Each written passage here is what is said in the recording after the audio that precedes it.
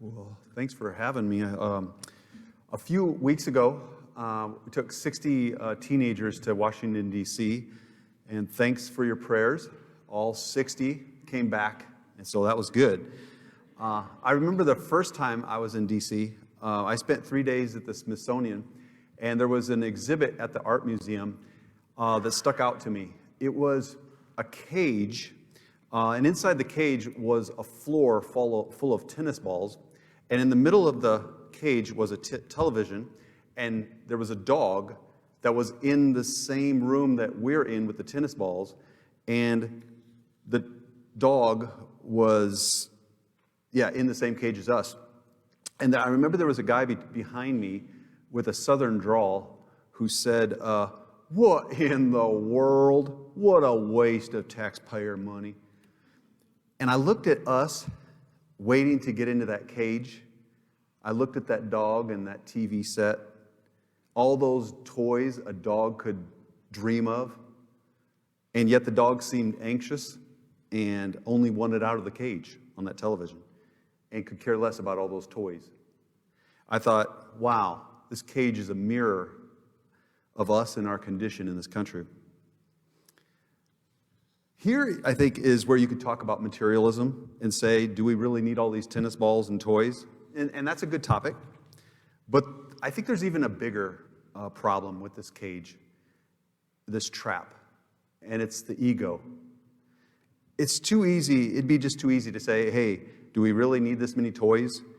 I mean, the ego could easily take all those tennis balls down to the gospel mission and still end up with a toxic air of ego-building, self-righteous superiority.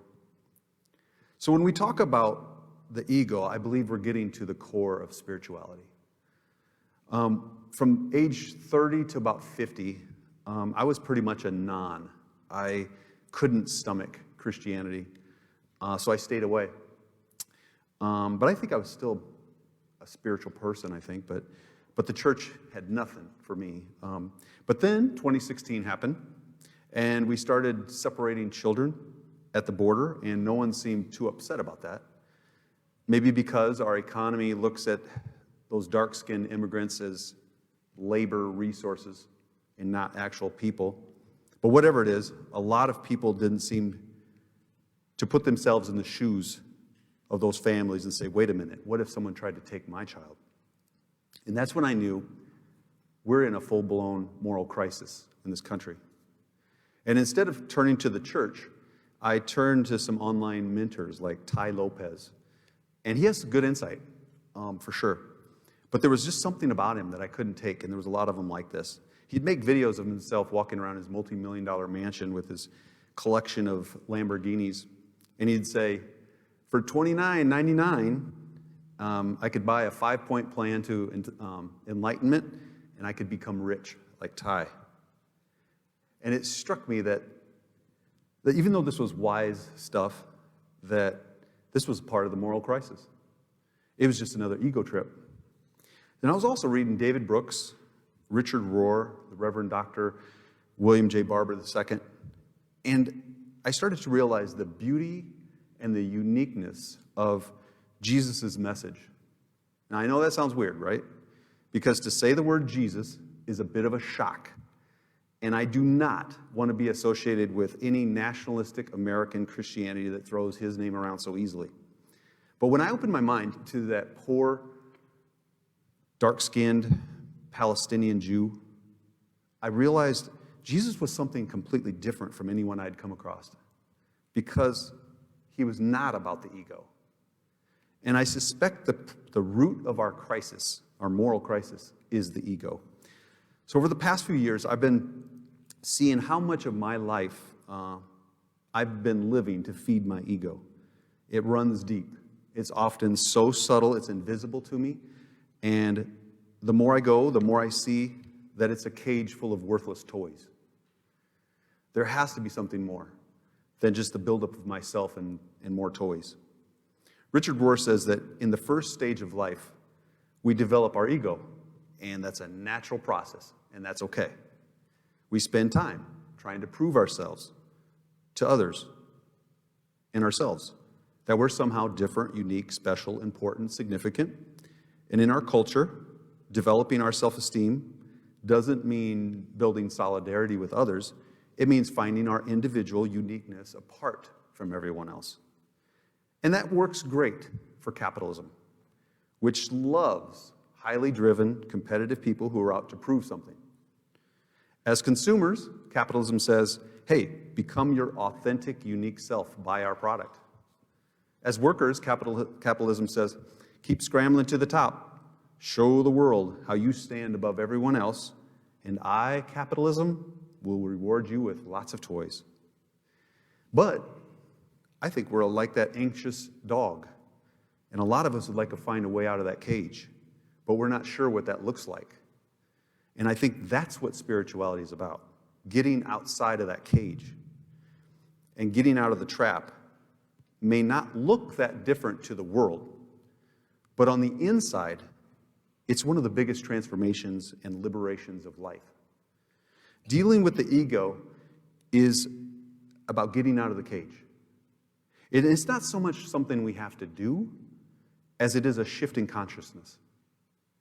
It's not following a rule so much as it is finding a new source of joy. And this is going to sound like nothing, but it's almost everything. We're okay. We're enough. This notion of enough is deep. Even research tells us that some interesting things about enough.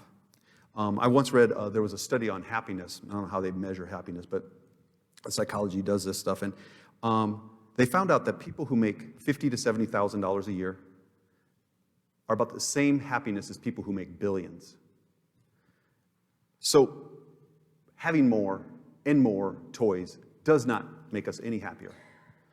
Joy comes through, I think, a deep realization that we're enough. Look at all the major faith traditions. Buddha, Moses, Jesus, the Prophet Muhammad, St. Francis Gandhi. They all found inner liberation by getting their egos out of the way. But that's hard work. We want to turn religion into following a clear set of rules or making a few intellectual arguments like, yeah, I believe X, Y, and Z. Or we want to help other people change. But that's not mature spirituality. Mature spirituality is taking responsibility for getting our ego out of the way. Religion isn't just about following rules. Rohr points out that Moses didn't see the face of God until after he literally broke the Ten Commandments, threw them down. You ever notice who Jesus gravitated toward in his life? Wasn't it the people who broke the rules? And they didn't just break rules. They were people who knew they broke the rules.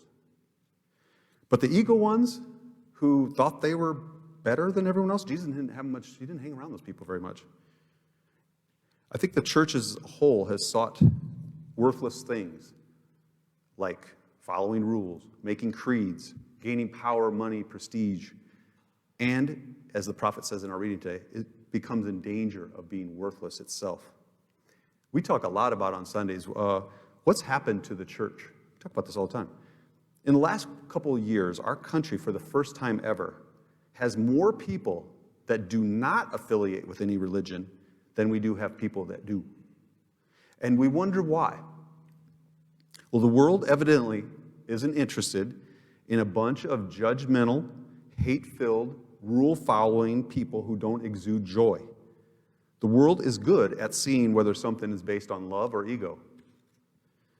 Every facet of our enculturation growing up in this capitalist system trains us to feed the ego. If the church is just another cheerleader for the ego, it's worthless. It will not help us get out of the cage. For me, it's a clear realization. I'm 52, and those 52 years went like that.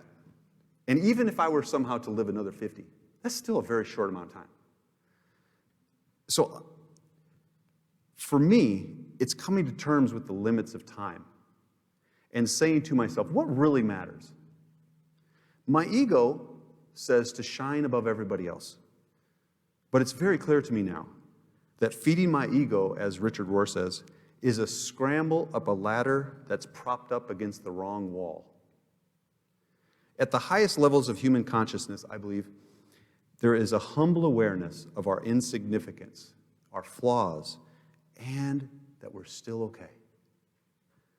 And the focus turns from us looking good in front of others to making others look good. I'm pretty sure religion's not about rules. It's more like, I really don't follow the rules very well. I'm not perfect. I'm not this or that. My body doesn't look the way I want it to. I'm a broken, flawed person. And for some reason, God still puts up with me. People who had that kind of awareness of themselves were the type of people Jesus hung out with. He wasn't into the big egos. The ego stuff runs on an individual level, but it also runs on a societal level. We are a very juvenile country. We're still trying to win. Get the biggest GDP, biggest military, most innovative technology, the biggest and mostest, and we wonder why we're so empty. We have so many problems with addiction and suicide. We're like the dog in the cage, full of toys. And it's because the ego is empty. It can't be filled. It'll always want more. But there is an alternative to this, and it's growing up and letting go of this frantic rat race of the ego. As the prophet said, if we go after worthless things, like the ego, we'll become worthless ourselves. And the most worthless thing to go after is the ego. And it's not like I've got that mastered, not even close. It is, but I know that there is a deep journey toward I'm okay with who I am, and that's a meaningful journey. And maybe it's just like AA, Alcoholics Anonymous. Hey, I've got a problem. My problem is the ego, and I'm a slave to it. And when we get to that realization that even if we won, it wouldn't fulfill me, even if we were a mega church, there's more to it than winning. And it's okay with being. We don't have to be the smartest, the prettiest, the fastest, the strongest, the richest, the healthiest, the biggest church, the strongest economy, the biggest military. The next level of spirituality, I think, is letting go, where we don't need public validation to make our ego, to build our ego or make us happy. We're a member of a species, like many other species, and because of that, we're sacred. It's not we're more, it's more that we're a part of something, and that's enough. It reminds me of a girl I met in basketball once. She would stay and watch the girls' team practice, and one day I came up to her and said, why don't you go out for basketball? And she goes, I don't want to lose. I was like, girl, you fundamentally don't understand what basketball is about. You thought basketball was about winning? Do you know that the greatest part about basketball is being on the basketball team, period? That's it. That's the greatest part about basketball. She didn't get that. We've been sold a lie that self-actualization is about becoming that unique outlier. The lie is that to find yourself, you have to prove how you're better than them. But that's a trap. As a teacher, I watch how students define themselves a lot of times. And it's either by winning themselves or by their affiliations to winning teams and stuff like that. And luckily, I don't have that problem because I identify with the Minnesota Vikings. So, yeah, I don't identify with winners, you know what I'm saying? But when I look at the arc of my life, when I tried the hardest to puff up my ego, I probably felt the most deflated during my life. I remember going to the cabin up in Okoboji, and I'd drive my little Ford Festiva, $600 car, rusted out. Maybe it won't even make it up to Okoboji, and I'd pull up beside my brother's brand new four-wheel drive pickups, and I'd go in there feeling like crap, like a loser. 32-year-old, no wife, no kids, no real car, no mortgage. My family didn't care. I cared. And so my ego had to prop itself up with stories about the Appalachian Trail or something. Hey, I got this at least. I don't have money, but at least I got this, My parents didn't care. I heard someone yesterday call our meritocracy by a new term. I loved it. internal capitalism. But I don't think that's the economy of God. The wins and the trophies, they don't carry us. The trophies are the worthless things. And if that's all we have, we become worthless, like the prophet said. In a capitalist country, I think that scares us. Capitalism has to have people driven for the top. Contented people without much ego to feed are not going to grow this economy and create jobs. We need to feed the greed. But what they don't show us is how at the end of that, it was all a cage, and those toys don't mean that much. It's a sweet liberation to put the ego in its place and say, you know what, I'm enough. I'm enough. And I've come to realize that the greatest joy in teaching, it's not those AP test scores, and you're great, but it's not that. You know what the greatest part of teaching is? It's being in the classroom with you guys. That's what it is. The meaningful things that are going to stick in this world is I'm a part of my family. I'm a part of this church. I'm a part of my local high school. I'm a part of this community. I'm a part of this ecosystem. It's not the scramble for more that makes me feel more. Jesus showed us how to get out of that trap. And it's not easy. We've been raised with internal capitalism. It lives to impress others. Whether we think we're on the top or the bottom of the meritocracy, we're never enough. But Jesus said, what does it profit us to gain the whole world yet lose our souls?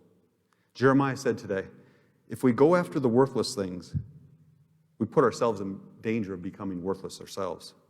And the ego is one of those worthless things. The path to joy is not collecting Lamborghinis. It's not trophies. It's not looking good in front of others. It's this huge thing behind me. The cross. We're not called to put our bodies up there, and that's a whole long story about that, but we're challenged to put our egos up there. And what a paradox. That's an instrument of torture, but it's also a path to liberation. May God help us feel that we're enough. We're okay. We don't have to live in a cage that spins our lives trying to accumulate toys in order to impress others. We're already impressive. We're creatures made in the image of God. May we find that in us and in others. Amen.